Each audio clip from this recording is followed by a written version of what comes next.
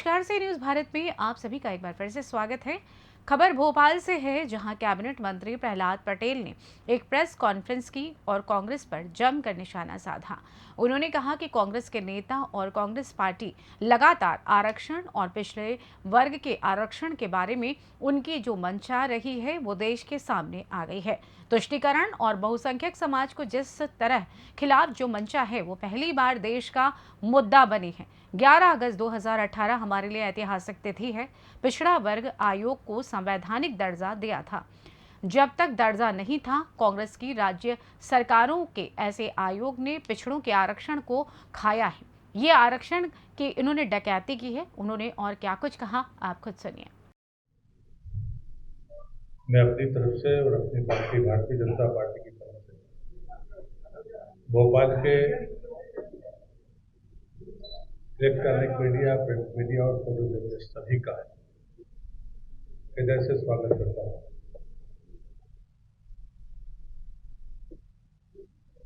लगभग तीसरे चरण के मतदान के और दूसरे के बीच में आपसे चर्चा का एक सौभाग्य मिला है। कांग्रेस के नेता और कांग्रेस पार्टी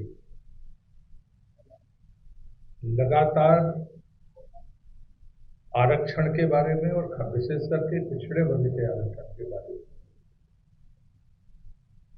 उनकी जो मंशा रही है, वो मंशा अब देश के लोगों के सामने आ गई है।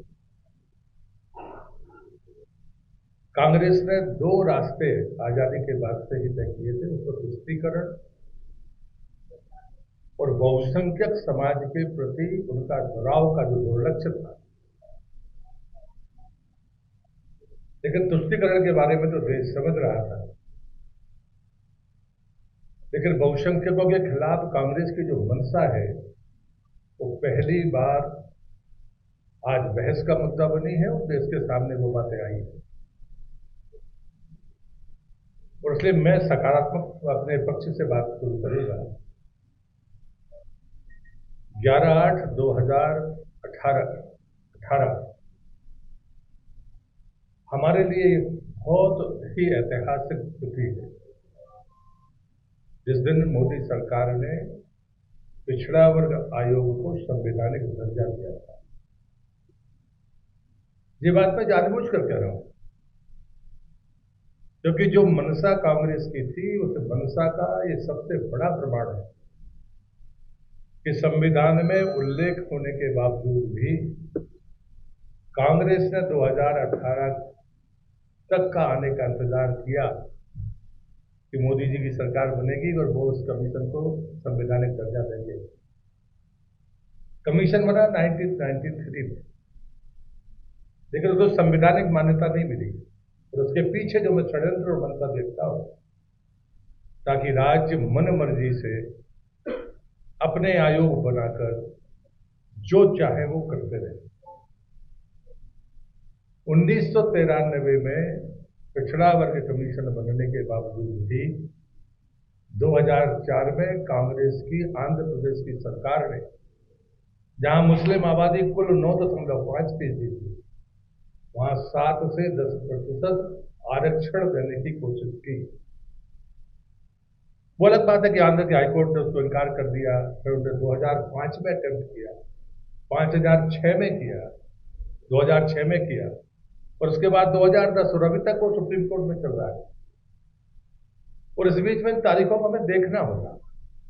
अभी कर्नाटक सरकार ने किया, भारतीय जनता पार्टी की सरकार आई थी तो उन्हें धर्म आधारित आरक्षण को समाप्त किया था।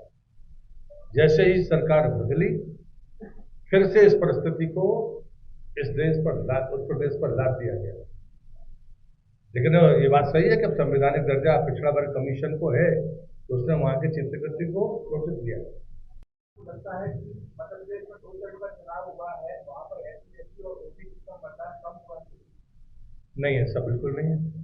सब जगह पर, चाहे बालाघाट हो, छिंदवाड़ा हो, होशंगाबाद हो, मतदान प्रतिशत में सेग्रीगेट करने की कोई व्यवस्था रहती नहीं है। लेकिन जो क्षेत्रों में चुनाव हुए हैं, वहां पर बड़ी संख्या में पिछड़ा वर्ग मतदाता है, जिसने भरपूर समर्थन भारतीय जनता पार्टी को भी दिया है, मतदान भी किया है। राजीव जी भी समझनी पड़ेगी कि जब तक संवैधानिक दर्जा नहीं था, राज्य राज्य सरकारों को स्वतंत्रता पूर्वक उसके कांग्रेस की राज्य सरकारों को पिछड़ों के आरक्षण को खाने का काम करने की छूट मिली हुई थी, चाहे वो केरल हो, कर्नाटक हो, चाहे वो आंध्र हो, ये सबका उदाहरण है। और इसलिए मैं ये कहता हूं कि कहीं ना कहीं सिर्फ पिछड़ों के आरक्षण पर डाका नहीं डाला कांग्रेस ने, बल्कि एससी, एसटी और पिछड़े सभी आरक्षणों पर डकैती की है। और उसका सबसे अच्छा उदाहरण है अलीगढ़ मुस्लिम विश्वविद्यालय का, जहां न्यायालय के फैसले के विरुद्ध जाकर एससी, एसटी और ओबीसी के आरक्षण को समाप्त किया। और इसलिए ये जो मंशा है, ये मंशा आज देश के सामने है। माननीय पूर्व प्रधानमंत्री मनमोहन सिंह जी का बयान अब कांग्रेस उसको झुका नहीं पा रही है, लेकिन वो बयान था कि इस देश की संपत्ति पर पहला अधिकार मुसलमानों का है। लेकिन हमारे प्रधानमंत्री ने गर्व के साथ कहा कि इस देश की संपत्ति पर पहला अधिकार गरीबों का है। और इसलिए मुझे लगता है कि ये जो बहस है, ये सिर्फ बहस नहीं है, इसने कांग्रेस के नेता, कांग्रेस पार्टी दोनों के चरित्र को उजागर किया है। मैं इस अवसर पर इसलिए डॉक्टर अम्बेडकर को कोट कर रहा हूं। 27 अक्टूबर 1991 में जब उन्होंने कहा था कि मुसलमानों, पंडित नेहरू हमेशा मुसलमानों का पक्ष लेते थे, उन्होंने लाइन कही थी कि मैं मुसलमानों का विरोधी नहीं हूं, लेकिन जिनको संरक्षण मिलना चाहिए उनको मिलना चाहिए। कि तुष्टीकरण और बहुसंख्यक वर्ग के विरुद्ध कांग्रेस की मंशा अब व्यापक तरीके से जनता के बीच में आई है। और इसलिए मैं मानता हूं कि ये जो निर्णय है, ये निर्णय देश को कमजोर करने वाले निर्णय, लोकतंत्र को आहत करने वाले निर्णय, हमारी संवैधानिक मान्यताओं को चकनाचूर करने वाले निर्णय है कांग्रेस। और इसलिए इसकी जितनी निंदा हो जाए वो कम है, लेकिन देश के बहुसंख्यक समाज को, वो एससी हो, एसटी हो, ओबीसी हो, तो जागना होगा कि जब संविधान निर्माताओं ने धर्म आधारित आरक्षण को स्वीकार नहीं किया था, उसके बावजूद भी आप लगातार ये प्रयास कर रहे हैं कि देश के संविधान को चुनौती देना है, उसे नुकसान पहुंचाना है। ये लोकतंत्र के लिए खतरा है। आप अपनी जीत के लालच में संविधान को दरकिनार करें। ये कांग्रेस का ये प्रयास इस देश में हम सफल नहीं होने देंगे।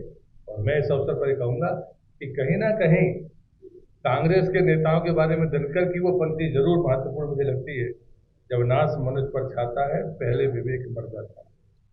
व्यक्तियों का तो ठीक है, यहाँ तो पूरी पार्टी लगातार इस गलतियों को दोहराने का अपराध कर रही है। इसलिए मुझे लगता है कि देश को ताकत के साथ खड़ा होना होगा, खास करके वो बहुसंख्यक समाज एससी, एसटी और ओबीसी, मैं आपके माध्यम से प्रार्थना करूंगा उसे इस कांग्रेस की मंशा को ध्वस्त करने के लिए ताकत के साथ इस यज्ञ में अपनी आहुति डालनी चाहिए, ताकि हम संवैधानिक मान्यताओं का, अपने लोकतंत्र का की रक्षा कर सकें और इन संरक्षकों को विफल कर सकें। मुझे कितना ही कहना है, कुछ आप पूछेंगे।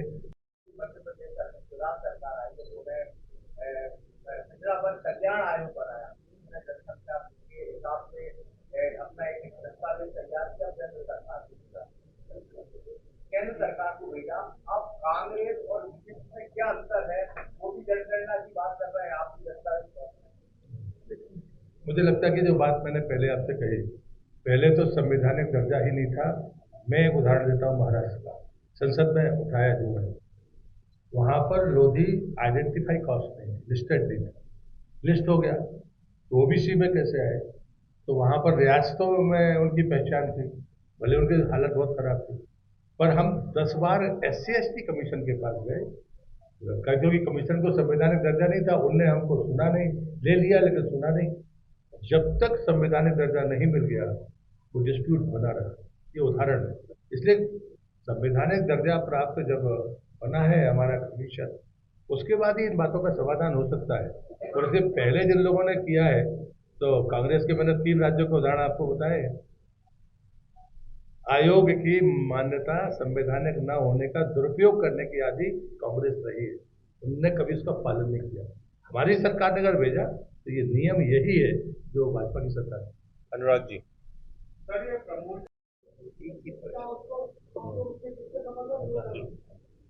ये तो मूल्यांकन करेंगे, आप भी करेंगे, हम भी करेंगे।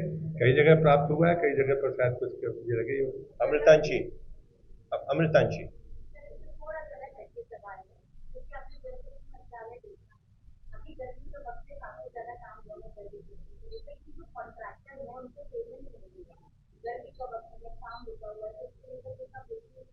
देखिए, अभी तो कोई आश्वासन नहीं था, लेकिन ऐसे मामले अधिकारी स्तर पर बिल्कुल पहली प्राथमिकता में सुलझाए जा रहे हैं। ये काम कभी नहीं रुका। निर्वाचन आयोग ने भी इसको रोका नहीं, पिछली बार भी हमने परमिशन दी थी। ये उनके पेमेंट में कोई ऐसा व्यवधान नहीं है। कोई होगा तो निश्चित रूप से उसमें प्राथमिकता के साथ होगा, क्योंकि पानी प्राथमिकता है सरकार। सुचन्ना जी। इसके लिए कांग्रेस की निष्क्रियता और जो वाकओवर ने दिया उसको मानता हूँ। राजेंद्र जी, बोलिए। राजेंद्र रायकवाल जी।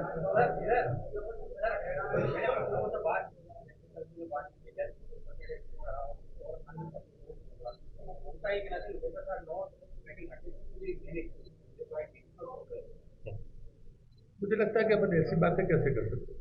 मैं दूसरी बात कहता हूँ, हम मतदान के लिए पक्ष देखते हैं और उसकी प्रतिकूलता देखते हैं। प्रतिकूलता दिखती थी, गर्मी है, विवाह है, लेकिन कांग्रेस अगर घर बैठी रहे वो वोट ही डालने न जाए तो इतना प्रतिशत तो थोड़ा 1-2% का असर आएगा। धनोतिया जी।